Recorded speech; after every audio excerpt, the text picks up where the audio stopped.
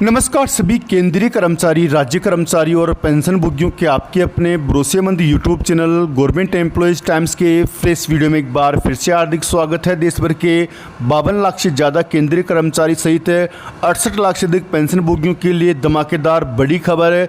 मोदी के साथ मीटिंग से पहले बड़ा धमाका, लाखों कर्मचारी व पेंशन धारकों को लगा झटका। इन पेंशन धारकों की बल्ले बल्ले 53% डीए, एरियर, ओपीएस, 8वें वेतन आयोग सहित पेंशन बढ़ोतरी को लेकर आई है ज़बरदस्त खबर। यदि जानकारी पसंद आई तो वीडियो को लाइक कीजिएगा। चैनल पे पहली बार आए हैं तो प्लीज़ चैनल को सब्सक्राइब कीजिएगा, क्योंकि आपसे जुड़े तमाम तरह के महत्वपूर्ण आदेश, वीडियो और इन्फॉर्मेशन हम यहाँ पर लाते रहते हैं। साथियों, वीडियो को लाइक करना बिल्कुल ना भूलें। आपका एक लाइक हमें मोटिवेट करता है महत्वपूर्ण इन्फॉर्मेशन खोज लाने के लिए। तो पहली बड़ी खबर की बात कर लें तो पुरानी पेंशन को लेकर केंद्रीय कर्मचारी संगठनों में दो फाड़ हो चुके हैं। आपको जानकारी के लिए बता दें कि केंद्र एवं राज्यों के कर्मचारी संगठन पुरानी पेंशन बहाली के लिए लंबे समय से संघर्ष कर रहे हैं और देश में पुरानी पेंशन लागू होगी या एनपीएस ही जारी रहेगी, इस पर अंतिम फैसले की घड़ी करीब आ गई है। शनिवार को प्रधानमंत्री नरेंद्र मोदी स्टाफ साइट की राष्ट्रीय परिषद जेसीएम के प्रतिनिधियों से बातचीत करेंगे। यह बैठक पीएम आवास पर बुलाई गई है। इस बैठक से पहले जेसीएम के सदस्यों के बीच तालमेल का अभाव साफ नजर आ रहा है। रेलवे के बाद केंद्र में दूसरे सबसे बड़े कर्मचारी संगठन अखिल भारतीय रक्षा कर्मचारी महासंघ ने प्रधानमंत्री की इस बैठक का बहिष्कार कर दिया है। एआईईडीएफ के पदाधिकारियों का कहना है कि उन्हें ओल्ड पेंशन स्कीम के अलावा कुछ भी मंजूर नहीं है। केंद्र सरकार संसद में कह चुकी है कि पुरानी पेंशन योजना उसके विचाराधीन नहीं है। बजट पेश करने के दौरान वित्त मंत्री निर्मला सीतारमण ने ओल्ड पेंशन स्कीम का जिक्र तक नहीं किया था। केंद्रीय कर्मचारियों के एक बड़े संगठन confederation of central government employees and workers के महासचिव एसवी यादव ने बताया कि प्रधानमंत्री की बैठक से पहले हमारा स्टैंड साफ है। सरकारी कर्मचारियों को पुरानी पेंशन स्कीम ही चाहिए। एनपीएस में संशोधन किसी भी सूरत में स्वीकार नहीं किया जाएगा। केंद्र एवं राज्यों के कर्मचारी संगठन पुरानी पेंशन बहाली के लिए लंबे समय से संघर्ष कर रहे हैं। इस बाबत रामलीला मैदान में कर्मचारियों की कई रैलियां हो चुकी है। जंतर मंतर पर विरोध प्रदर्शन किए गए हैं। कर्मचारी संगठनों ने कई बार प्रधानमंत्री से मिलने का आग्रह किया था। हालांकि पीएम मोदी खुद सार्वजनिक मंचों से ओल्ड पेंशन स्कीम बाबत अपनी राय दे चुके हैं। पीएम ने उन राज्य सरकारों पर भी निशाना साधा था जिन्होंने ओल्ड पेंशन स्कीम लागू की है। इसके अलावा केंद्र सरकार कई बार कह चुकी है कि पुरानी पेंशन बहाली संभव नहीं है। Joint for restoration of old pension scheme national joint council of action के शिव गोपाल मिश्रा और डॉक्टर एम राघविया ने 29 फरवरी को ओपीएस बाबत प्रधानमंत्री नरेंद्र मोदी को एक पत्र भी लिखा था। इस पत्र में बताया गया था कि केंद्र एवं राज्यों के सरकारी कर्मचारियों ने पुरानी पेंशन बहाली की मांग को लेकर 1 मई से अनिश्चितकालीन हड़ताल पर जाने का महत्वपूर्ण निर्णय लिया है। कर्मचारियों को गारंटीकृत पुरानी पेंशन ही चाहिए। सरकार बिना गारंटी वाली योजना एनपीएस को समाप्त करे।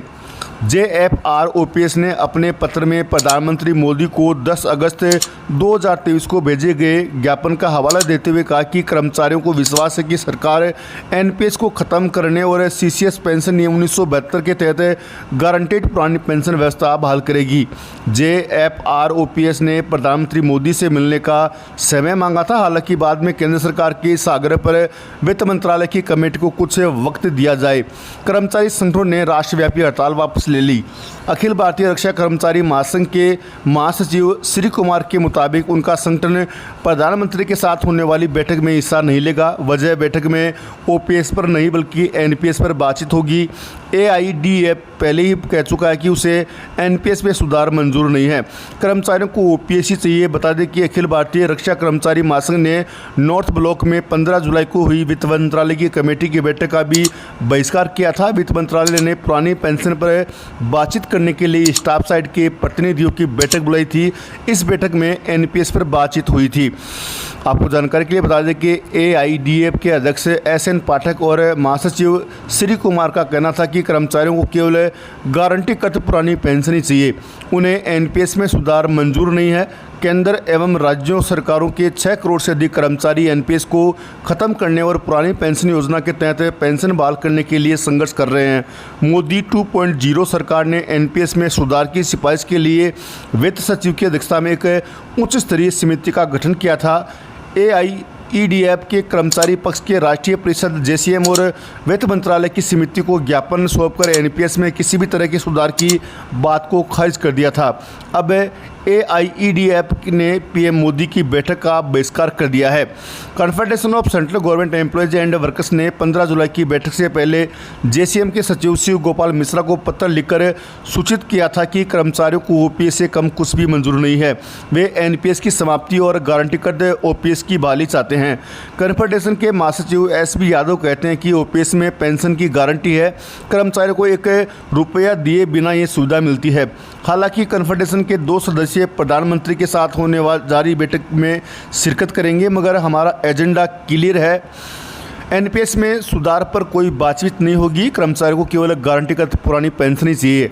आपको बता दें कि कॉन्फेडरेशन ने 19 जुलाई को लंबित मांगों को लेकर देश भर में विरोध प्रदर्शन किया था। कर्मचारियों की मांगों में पुरानी पेंशन बहाली, 8वें वेतन आयोग का गठन, केंद्र सरकार में खाली पड़े 10 से 12 लाख पदों को भरना, 18 माह के डीए का एरियर जारी करना, रेस्टोरेशन कम्यूटेशन ऑफ पेंशन की अवधि को 15 वर्ष से घटाकर 12 वर्ष करना, अनुकंपा नियुक्तियों पर लगी 5% की सीमा को खत्म करना व आउटसोर्स एवं अनुबंध आधारित नियुक्तियों पर रोक लगाना आदि शामिल थी।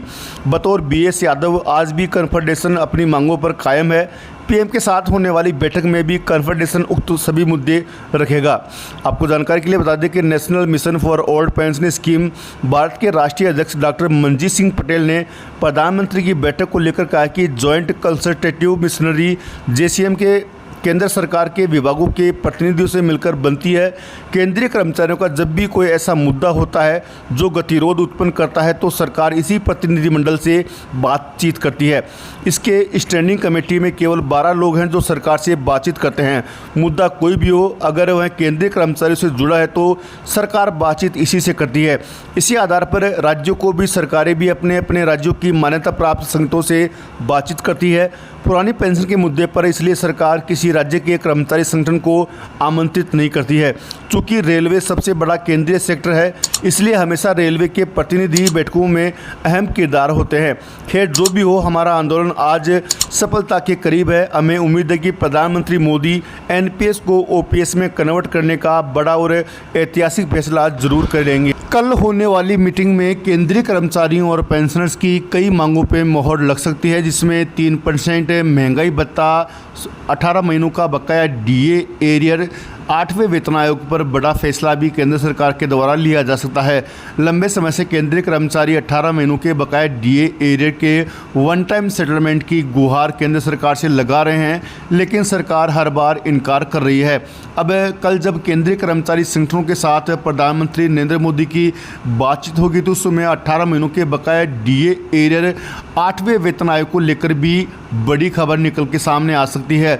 यदि केंद्र सरकार के द्वारा 8वां वेतन आयोग का गठन किया जाता है तो न्यूनतम वेतन 18,000 रुपये से बढ़कर 34,650 रुपये हो जाएगा।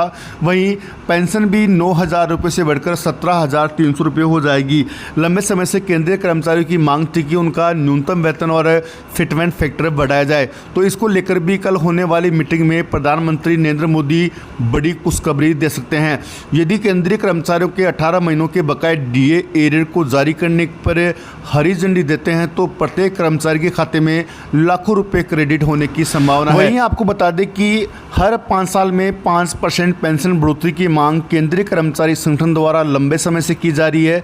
साथ ही पेंशनर समाज द्वारा भी प्रधानमंत्री नरेंद्र मोदी को लेटर लिखा था और संसदीय स्थायी समिति भी इसकी सिफारिश कर चुकी है कि पेंशनर्स को हर 5 साल में 5% पेंशन बढ़ोतरी का लाभ दिया जाए। लेकिन ये मामला प्रधानमंत्री कार्यालय में अभी भी लंबित है, तो इसको लेकर भी कल होने वाली बैठक में खुशखबरी निकल के सामने आ सकती है। यदि केंद्र सरकार की इस पर मोहर लगती है तो लाखों पेंशनर्स की पेंशन में ज़बरदस्त बढ़ोतरी देखने को मिलेगी।